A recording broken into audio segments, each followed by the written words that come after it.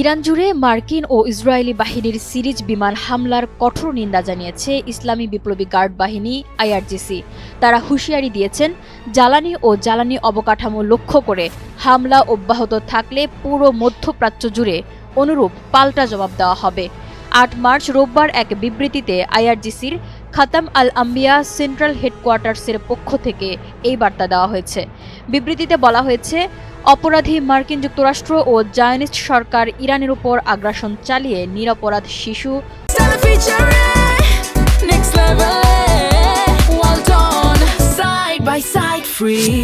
অসহায় নারী পুরুষ ও সাধারণ বেসামরিক মানুষকে হত্যা করা ছাড়া আর কিছুই অর্জন করতে পারেনি। আইআরজিসির মুখপাত্র উল্লেখ করেন, আগ্রাসীরা এখন নতুন করে ইরানের জ্বালানি অবকাঠামো ও জনগণের সেবা কেন্দ্রগুলোকে তাদের লক্ষ্যবস্তু বানাচ্ছে, যা যুদ্ধের ভয়াবহতাকে সীমাহীন ও নিষ্ঠুর পর্যায়ে নিয়ে যাচ্ছে। ইরানি সামরিক কমান্ড জানিয়েছে, তারা সরাসরি জ্বালানি অবকাঠামো লক্ষ্য করে একই ধরনের আক্রমণ চালানো থেকে বিরত হয়েছেন।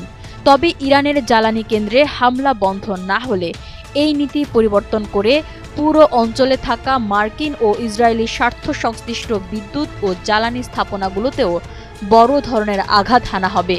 খাতাম আল আম্বিয়ার বিবৃতিতে আরও বলা হয়, আমরা আশা করি মুসলিম দেশগুলোর সরকার জরুরি ভিত্তিতে এই কাপুরুষোচিত ও অমানবিক কর্মকাণ্ডের বিরুদ্ধে মার্কিন যুক্তরাষ্ট্র ও জায়নিস্ট সরকারকে সতর্ক করবে, যাতে যুদ্ধের আগুন আরও ছড়িয়ে পড়া রোধ করা যায়।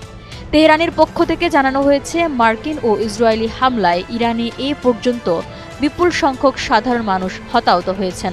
বেশ কয়েকটি তেল ডিপো ও জ্বালানি শোধনাগারে ভয়াবহ অগ্নিকাণ্ডের ঘটনা ঘটেছে। ইতোমধ্যে তেহরানের আকাশ প্রতিরক্ষা ব্যবস্থা সর্বোচ্চ সতর্ক অবস্থায় রাখা হয়েছে। ইরান দাবি করেছে, তারা ড্রোন ও ক্ষেপণাস্ত্রের মাধ্যমে তাদের আঞ্চলিক সার্বভৌমত্ব রক্ষা করতে সক্ষম।